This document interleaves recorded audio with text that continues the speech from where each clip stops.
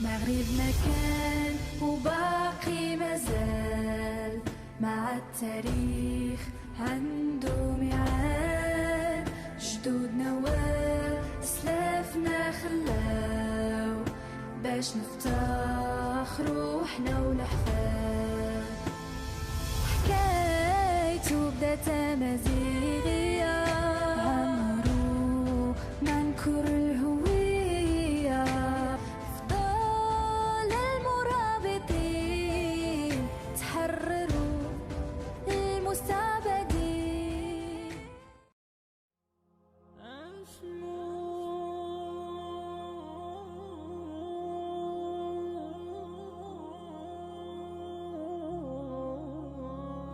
Assalamu alaikum wa rahmatullahi wa barakatuh.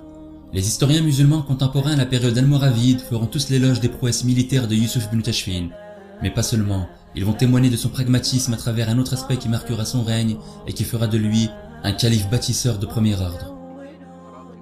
Quelques semaines après avoir libéré Fès de l'emprise des tribus zénètes, le général Ibn Tashfin songe déjà à la suite des opérations. Il veut dorénavant poursuivre les Mahraouis jusque dans leurs terres au Maghreb central, pour mettre fin définitivement à leur implication contre les Mourabitines. Ainsi, le départ des troupes avec à leur tête Yusuf ibn Tashfin se fera le plus tôt possible en direction de Tlemcen et Alger, et rien ne semblerait venir bouleverser la suite des événements. La nouvelle fait le tour de la ville et les habitants de Fès sont inquiets par le départ précipité des Almoravides. Ils vont missionner des représentants qui demanderont une entrevue avec Yusuf afin de lui faire part de leurs inquiétudes.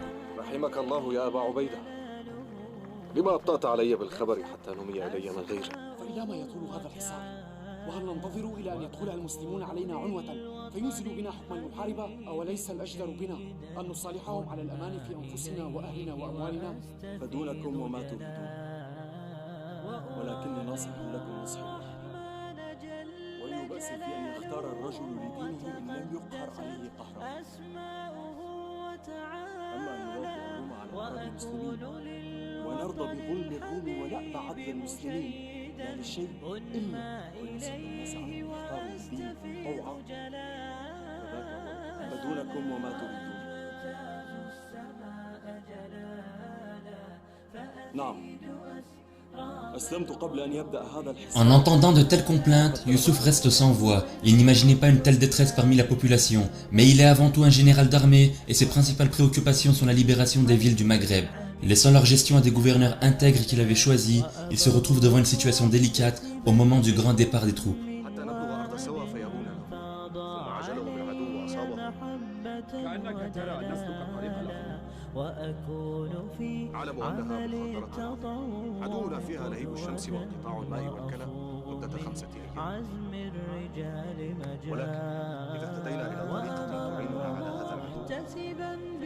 ولئن أبطأنا عن إخواننا في الشام ثم عجلهم العدو وأصابهم لتكونن المصيبة فيهم أعظم من مصابنا في أنفسنا. Ainsi, les troupes almoravides se dirigent vers le Maghreb central sans lui. Les généraux mènent leur première campagne en combattant les Mahraouis où qu'ils se trouvent et en les éloignant le plus que possible du Maghreb al-Aqsa. Les tribus zénètes sont dorénavant pris en étau par les Almoravides à l'ouest et les Hamadites à l'est. Yusuf ibn Tashfin se mettra immédiatement au travail à Fès. Il devra, avant d'envisager les moindres travaux, étudier la topographie de la cité. Cela lui permettra de recenser les structures existantes et d'évaluer leurs performances. En d'autres termes, il devra constater les emplacements qui nécessitent des constructions, ceux qui ont besoin d'une réparation et ceux qui sont opérationnels. Et il devra pour cela se fier à l'observation. L'observation de loin ne suffit pas, il est déterminant pour lui d'analyser tout en se mêlant à la population. Mais durant ses déambulations, ce qui inquiétera Yusuf bien plus que la faiblesse des infrastructures, c'est le manque d'implication de la population et leur absence d'un intérêt commun. Il remarquera ainsi peu de gens au travail dans les ruelles et dans les marchés. Malgré une situation peu encourageante sur le plan humain et infrastructurel, il est bien décidé à mettre tout le monde au travail pour mener à bien ce projet, qui promet d'être sans précédent dans l'histoire de Fès. Pour ce faire, il nommera des équipes chacune s'occupant d'une tâche bien définie sous sa supervision. Il chargera un bureau de recrutement de lui trouver des spécialistes dans tous les corps de métier liés à la construction. Architectes, ingénieurs, maçons, charpentiers et plâtriers. L'ampleur des travaux est telle qu'il fera envoyer des recruteurs dans d'autres villes du Maghreb. Les historiens parlent notamment de recrutement de spécialistes originaires d'Al-Andalus. Pendant ce temps, Yusuf supervise le travail des autres équipes. Les fournisseurs ont pour objectif de trouver la matière première à l'intérieur des forêts et des carrières, pour en extraire le bois, la pierre et le gypse. Les transporteurs chargeront la matière sur les charrettes et la porteront à l'endroit où les travaux sont prévus. Il nommera des contrôleurs afin d'inspecter les dépenses liées aux matériaux. D'autres seront chargés de la rémunération des ouvriers. S'inspirant de son organisation militaire, il négligera rien, mettant tout en œuvre au bon déroulement des travaux. Quelques semaines plus tard, un messager lui apporta enfin la bonne nouvelle. Les spécialistes sont arrivés à Fès, rejoignant le peu qui était déjà sur place. Les architectes se mettent immédiatement au traçage et aux délimitations de chaque terrain qui abritera une future construction. Toutefois, un obstacle empêche le début des travaux. Il s'agit des restes de l'ancien mur qui séparait autrefois la ville avant sa destruction par les Mourabétines. Les ouvriers devront d'abord s'en débarrasser avant de passer à l'étape suivante. Une fois les travaux de déblaiement terminés, Youssouf ordonnera de construire d'abord une enceinte fortifiée de remparts et de tours de guet. Les ouvriers vont dans un premier temps creuser les fondations sur lesquelles reposera l'enceinte. La structure devra résister à la force des catapultes et à la charge des béliers. Dans un second temps, ils poseront des coffrages reliés entre eux par des piquets. L'écart entre les piquets devra être suffisamment large afin d'élever des remparts aux parois épaisses. Les ouvriers vont déverser dans le coffrage un mortier en pisé. Le tout sera ensuite écrasé par des ouvriers se trouvant à l'intérieur des coffrages. Une fois le premier étage terminé, ils le laissent sécher puis montent dessus et recommencent le même procédé jusqu'à la hauteur souhaitée. Les ouvriers travailleront dur plusieurs semaines d'affilée afin de respecter les délais fixés par les architectes de Youssouf. La première phase des travaux publics a été terminée. Elle consistait à l'édification d'une enceinte fortifiée et renforcée par des remparts et des tours de guet. L'architecture inhabituelle de ces constructions résulte d'une influence venue du sud du Maghreb. Youssouf comprendra au fur et à mesure du travail accompli à quel point Fès peut lui être profitable d'un point de vue économique. Sa position géographique la situe au carrefour du commerce transsaharien, reliant les richesses du Sahara aux métropoles d'Afrique du Nord. Cependant, aucun de ceux qui ont dirigé la ville par le passé ne verra ce potentiel du fait de l'absence de pragmatisme. Surtout que les structures liées au commerce sont en grande partie inexploitées.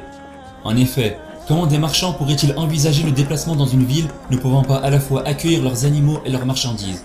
Pour pallier à ce problème, plusieurs caravansérails seront construits, abritant des chambres d'hôtes, des écuries et des magasins. Les commerçants pourront vendre leurs marchandises tout en garantissant un salaire à la ville les ayant hébergés.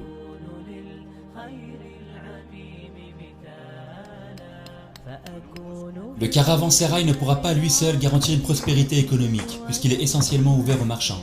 Les architectes de Youssouf construiront des grands marchés, ouverts à tous, pour que les marchandises soient proposées à toute la population.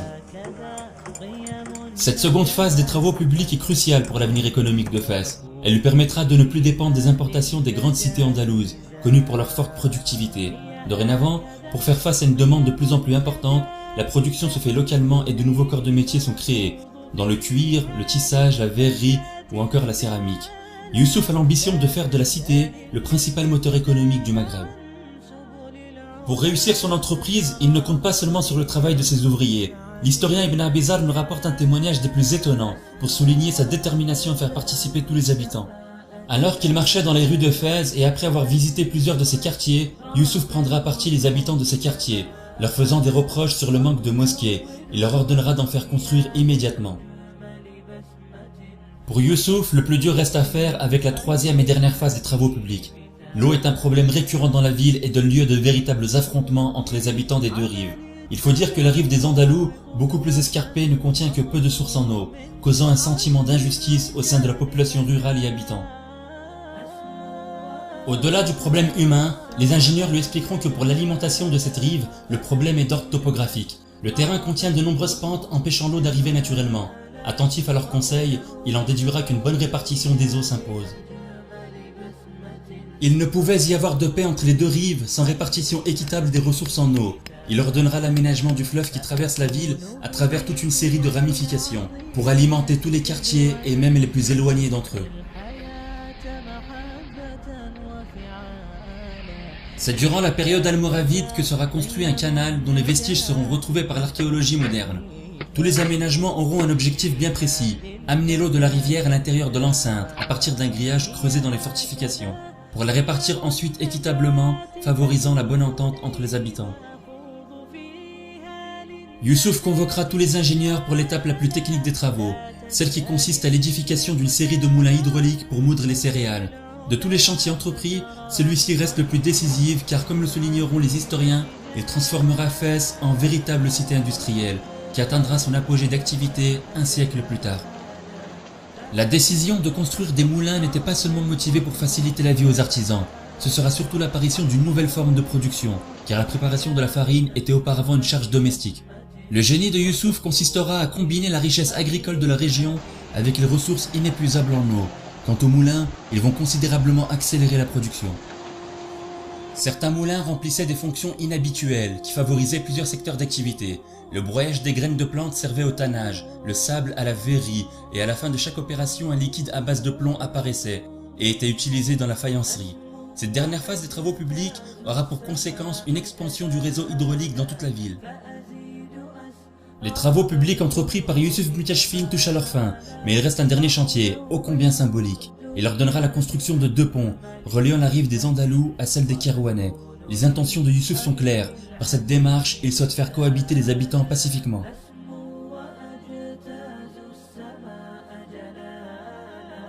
Jamais Fès n'avait connu dans son histoire une telle politique d'industrialisation. Youssouf restera dans la ville une année complète, supervisant tous les travaux.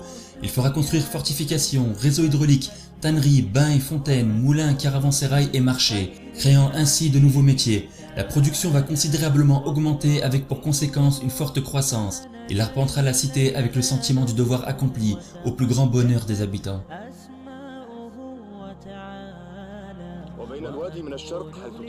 Ayant tenu sa promesse faite aux habitants de Fès, il est temps pour lui de retourner en campagne.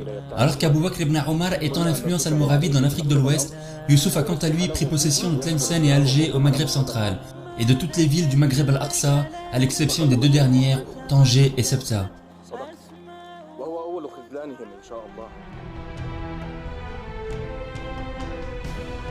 La progression almoravide est fulgurante, et dans l'esprit de Youssouf, la prise de Tanger et Sebta ne sera qu'une simple formalité. Pensant avoir fait le plus dur en éloignant les Zénètes, il fera envoyer des émissaires dans les 2 villes afin de convaincre leur gouverneur d'éviter toute effusion de sang, en faisant allégeance au califat. Il aurait toutefois dû en savoir un peu plus sur les gouverneurs en question. Leur nom lui aurait rappelé de bien tristes souvenirs.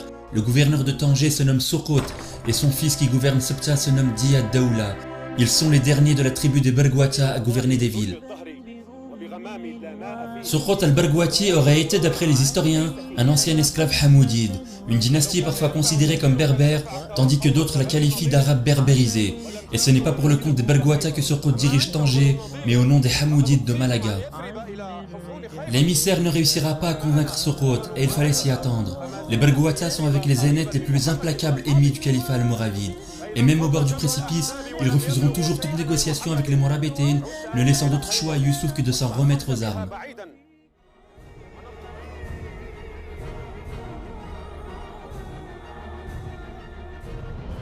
Les 2 armées vont se rencontrer devant la ville.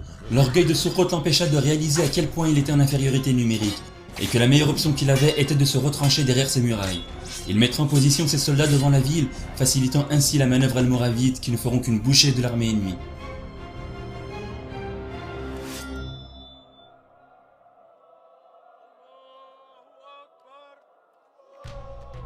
La nouvelle se répandra comme une traînée de poudre à Sebta. Diyad Daoula est dorénavant seul pour faire face à l'irrésistible avancée du califat, que rien ne semble arrêter. Les tambours de guerre se rapprochent de Sebta, menaçant sa vie. Pourtant ce n'est pas de la peur qui l'anime, mais un désir de vengeance indescriptible. Il se souviendra de la dernière parole de son père avant sa mort, et la répétera à son tour. Le rêve de Abdullah ibn Yassin est sur le point de s'accomplir, lui qui avait tant rêvé de ce jour, où tout le Maghreb al-Aqsa serait unifié sous une seule et même bannière, celle du califat. Cet idéal ne pouvait se réaliser qu'en déclarant la guerre aux 3 plus puissantes confédérations tribales d'Afrique du Nord. Tout commencera avec Yahya ibn Ibrahim qui mettra en échec la frange réfractaire des Sanhaja. La manœuvre sera poursuivie par Abou Bakr ibn Omar qui vaincra la confédération Masmouda des Bergouata. Et enfin Youssouf Mutachfine poursuivra son œuvre en chassant les Zénètes Maghrawa. Durant plus de 35 ans de combats acharnés, tout est sur le point de s'achever à Sebta. ارجع الآن إلى الحق وأعلن توبتك على الملأ وأنك تشهد أن لا إله إلا الله وأن محمد رسول الله وأنك كنت في كفر وضلال وابذل الطاعة لله ورسوله. Youssouf tentera de ramener à la raison Diyad Daoula pour la dernière fois. Il lui fera une proposition avec une série de conditions qui, si elles sont respectées, lui permettront de garder la vie, mais qui surtout préserveront la vie des deux armées. Après avoir accepté de prendre un temps de réflexion, Diyad Daoula refusera la proposition aux plus grandes dames de Youssouf, qui pensait avoir été plus que généreux dans ces conditions en ne demandant aucun tribut. Mais il a encore sous-estimé la haine que lui voue Diyad Daoula, qui veut venger la mort de son père. Le général Ibn Tashfin ordonnera la charge de toute l'armée. Ce qu'il faut comprendre sur le peu d'élaboration stratégique des Almoravides lors de l'assaut, c'est que dans leur esprit, l'issue de la bataille ne peut qu'être en leur faveur. Ils ont été informés de la situation critique dans laquelle se trouvait Sebta. La cité est isolée par la mer au nord et par les Almoravides au sud. Aucun ravitaillement ne peut leur parvenir ni aucun soutien militaire. De plus, les Moravides ont l'avantage dans ce début de bataille, ce qui conforte la certitude d'une victoire totale et explique le peu de prudence dont nous avait pourtant habitué Youssouf Ibn Tashfin jusqu'à présent. Tout cela est si facile, beaucoup trop facile. Youssouf commence peu à peu à s'en rendre compte. Il s'immobilisera pour observer son adversaire et c'est à ce moment-là que son regard se figera. Diyad Daoula lui sourira d'un air amusé, comme s'il avait une idée derrière la tête. À cet instant, toute l'attention est portée sur les remparts de la ville, où des centaines d'archers surgissent de nulle part et pointent leurs arcs sur les Morabites. Le vent est sur le point de tourner.